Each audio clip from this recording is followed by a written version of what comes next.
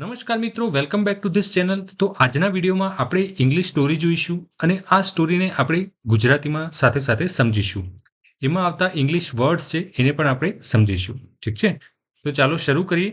અને હા, વિડીયો અગર તમને પસંદ આવે તો લાઇક પણ કરજો. ઠીક છે, અને કમેન્ટમાં તમારી જે પણ વ્યૂ હોય, તમારો જે પણ ઓપિનિયન હોય એ પણ તમે લખી શકો છો. તમને વિડીયો કેવો લાગ્યો એ પણ તમે કમેન્ટમાં લખી શકો છો અને તમારા મિત્રો સાથે પણ શેર કરજો. ઠીક છે, તો ચાલો શરૂ કરીએ.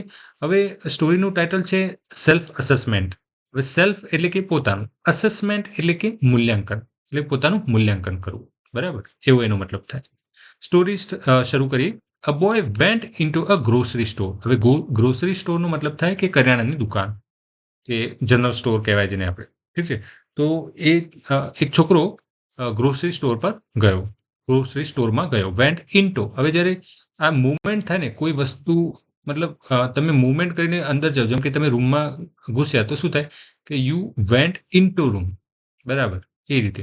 તો ત્યાં ઇન્ટુ વપરાય જ્યારે મૂવમેન્ટ હોય અને તમે કોઈ વસ્તુ, કોઈ એન્ક્લોઝડ જગ્યાની અંદર પ્રવેશ કરો ત્યારે ઇન્ટો વપરાય. એટલા માટે અહીંયા ઇન્ટુ છે. બરાબર, તો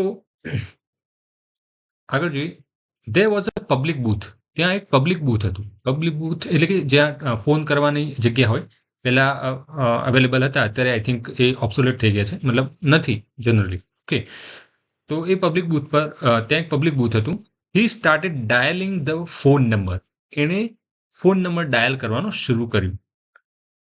the store owner listen to the conversation that followed. The store owner, જ્યાં તે સ્ટોર ઓનર હતો, એને આ કન્વર્ઝેશન સાંભળ્યું. એ કેવું હતું? ધેટ ફોલોડ એટલે કે નીચે પ્રમાણે હતું, એવું કહેવું છે.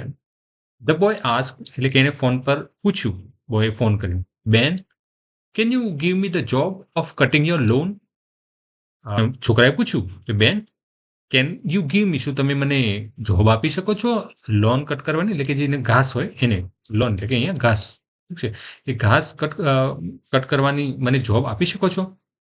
Woman at the other end of the phone line, એટલે કે સામેની બાજુ, એટ ધ અધર એન્ડ એટલે કે સામેની બાજુ, ફોન લાઈનની સામેની બાજુ જે વુમન હતી એ રિપ્લાય, એમને જવાબ આપ્યો, I already have someone to cut my loan.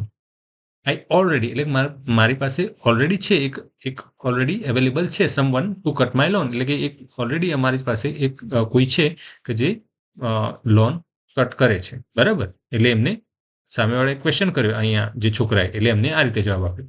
એ છોકરો જોબ માટે એમને પૂછ્યું, એટલે અમને એવું કહી દીધું કે I already have someone to cut my lawn, એટલે કે કોઈ ઓલરેડી અમારી પાસે છે જે લોન કાપવા માટે. ઓકે, હવે ફરીથી, બેન I will cut the loan for half of the price of the person who is cutting your loan now. એટલે કે છોકરાએ ફરીથી પૂછ્યું કે બેન I will cut the lawn for half the price, એટલે કે અડધી કિંમતે હું લોન કાપી આપીશ. Of the person who is cutting the lawn now, અત્યારે જે પર્સન તમારો લોન કાપે છે એનાથી અડધી કિંમતે હું તમને ઘાસ કાપી આપીશ. બરાબર, એવું કીધું. શી રિસ્પોન્ડેડ એટલે કે જવાબ આપો. જો અહીંયા રિપ્લાય, રિસ્પોન્ડ આ બધા વર્ડ્સ આવે, એટલે અહીંયા તમારે ધ્યાન રાખવાનું કે આવા વર્ડ્સ તમે યુઝ કરી શકો છો સ્પોકન ઇંગ્લિશમાં. જ્યારે તમારે રાઇટિંગ કરવાનું હોય ત્યારે, એક્ટિવ પેસિવમાં જ્યારે તમે કન્વર્ટ કરો ત્યારે, તો આ બધા વર્ડ યુઝ થતા હોય છે. ઠીક છે, તો અહીંયા શી રિસ્પોન્ડેડ એટલે કે એણે જવાબ આપ્યો, I am very satisfied with the person who is presently cutting the lawn. વુમને એવું કીધું કે આઈ એમ સેટિસ્ફાઈડ, હું સંતુષ્ટ છું, વિથ ધ પર્સન, કોનાથી? એ પર્સન સાથે who is presently cutting my lawn, એટલે કે અત્યારે, પ્રેઝન્ટલી એટલે કે અત્યારે જે પર્સન લોન કાપી રહ્યો છે, જે ઘાસ કાપી રહ્યો છે, એનાથી હું સેટિસ્ફાઈડ છું, એનાથી હું ખુશ છું, એમ સંતુષ્ટ છું. હી કામલી ઓફર્ડ, કામલી એટલે કે શાંતિથી, હી એટલે કે આ જે બોય હતો એને ઓફર કરી, શાંતિથી એક ઓફર કરી, બેન I will even sweep your porch and veranda, so you will have the prettiest lawn in your area. I will even sweep એટલે કે સ્વીપ એટલે વાળવું, કચરો વાળો, એને કહેવાય સ્વીપ. યોર પોર્ચ એટલે કે જે ઘરનું આગળનો જે એરિયા હોય ને, કવર કરેલો એરિયા. ઠીક છે, તો એ પણ વાળીશ, અને વરંડાનો પણ, વરંડો અને આ જે જગ્યા છે ઘરના આગળની, આંગણું એને કહેવાય, એ પણ હું સાફ કરી દઈશ, એવું એને કીધું. So you will have the prettiest lawn in your area, એના માટે, જેથી કરીને એકદમ મસ્ત સુંદર લોન એરિયા તમારો થઈ જશે, એવું એણે કીધું. શી આન્સર્ડ, એને આન્સર આપ્યો, જો રિપ્લાય, રિસ્પોન્ડેડ, આન્સર્ડ, જો આ બધા વર્ડ યુઝ થાય એટલે એનો મતલબ એક જ થાય કે એમને જવાબ આપ્યો. ઓકે, નો થેન્ક યુ એને ના પાડી દીધી, ના આભાર તમારો એમ. With a smile on his face the boy put down the receiver. With a smile on his face, એના મોઢા પર સ્માઇલ સાથે એને ફોનનું રિસીવર નીચે મૂકી, મતલબ ફોનનું રિસીવર મૂકી દીધું. પટ ડાઉન એટલે કે નીચે મૂક. આ ફ્રેઝ છે પુટ ડાઉન એટલે કે નીચે મૂક. પુટ ડાઉન ધ રિસીવર એટલે એને રિસીવર એટલે કે ફોન એને જે પકડી રાખ્યો તો એને નીચે મૂકી દીધો, મતલબ ફોન મૂકી દીધો એને પોતાના મોઢા પર સ્માઇલ સાથે. હવે જો એને ના તો પાડી પરંતુ એના મોઢા પર સ્માઇલ છે, કેમ એ હવે જાણવા મળશે.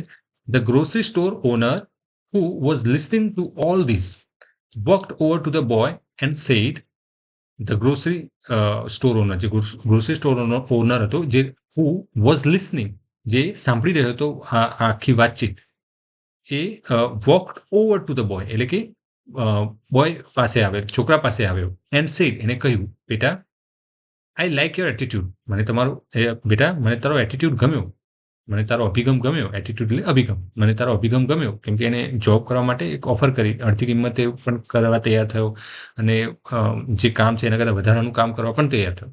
તો એ જે ઓફર હતી એને આ જે શોપ ઓનર હતો, ગ્રોસરી સ્ટોર ઓનર, એ સાંભળી રહ્યો હતો. એટલે એને કીધું I like your attitude, I like that positive spirit and wood like to offer your job.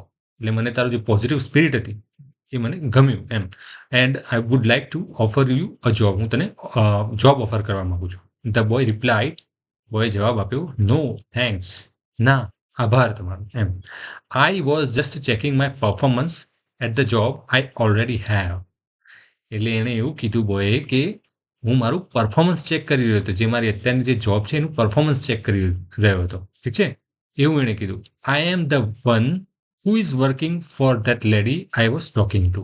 જોયું, અહીં એણે એવું કીધું કે અત્યારે જે આઈ એમ ધ વન, એ હું જ છું, એ લેડી માટે જે કામ કરવા વાળો માણસ છે એ હું પોતે જ છું, એવું એણે કીધું. એટલે કે એને પોતે પોતાનું પરફોર્મન્સ ચેક કરવા માટે કોલ કર્યો કે ખરેખર એ સારું કામ કરી રહ્યો છે કે નહીં, ખરેખર એ ત્યાં જે કામ જ્યાં તે કામ કરે છે એ પર્ટિક્યુલર વ્યક્તિ સેટિસ્ફાઈડ છે કે નહીં, એમના કામથી એમને સંતોષ છે કે નહીં, એ ચેક કરવા માટે એને ફોન કર્યો. એટલે કે પોતાનું અસેસમેન્ટ કરવા માટે, સેલ્ફ એસેસમેન્ટ કર્યું એણે કે ખરેખર આપણું કામ કેવું છે, એ પોતાનું કામ કેવું છે. સામેથી તો સામે ઉભેલા માણસ તો આપણને કહે હા સારું છે, પરંતુ આપણે અગર એની સામે ના હોય અને અંજાન વ્યક્તિ કોઈ પૂછે તો એકચ્યુઅલમાં સાચો જવાબ મળે. એટલે એ પોતે અંજાન થઈને એને પૂછ્યું, બરાબર, એટલે કોલ પર એને પૂછ્યું, એને ઓફર કરી જોબ ત્યાં કે એટલે એથી કરીને એને ખબર પડે કે હા આપણે ક્યાંય કમી છે, કોઈ એ પોતે અસંતુષ્ટ છે, કેમ અસંતોષ છે. તો આનાથી શું થાય કે આપણું સેલ્ફ એસેસમેન્ટ થાય, પોતાનું શું કહેવાય કે મૂલ્યાંકન થાય,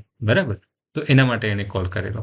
ઠીક છે, તો મિત્રો આ હતી સ્ટોરી. ઠીક છે, બહુ સરસ મજાની સ્ટોરી છે અને એમાંથી આપણને લેસન પણ મળે છે કે આપણે જે પણ કરતા હોય એમાં સેલ્ફ એસેસમેન્ટ પણ હોવું જોઈએ. આપણને એટલી ખબર હોવી જોઈએ કે આપણે કેવું કામ કરી રહ્યા છીએ, અગર ગમે ત્યાં પણ કામ કરતા, જોબ કરતા હોય તો પણ. ઠીક છે, તો આ એક ઓનેસ્ટીની નિશાની છે એકચ્યુઅલી.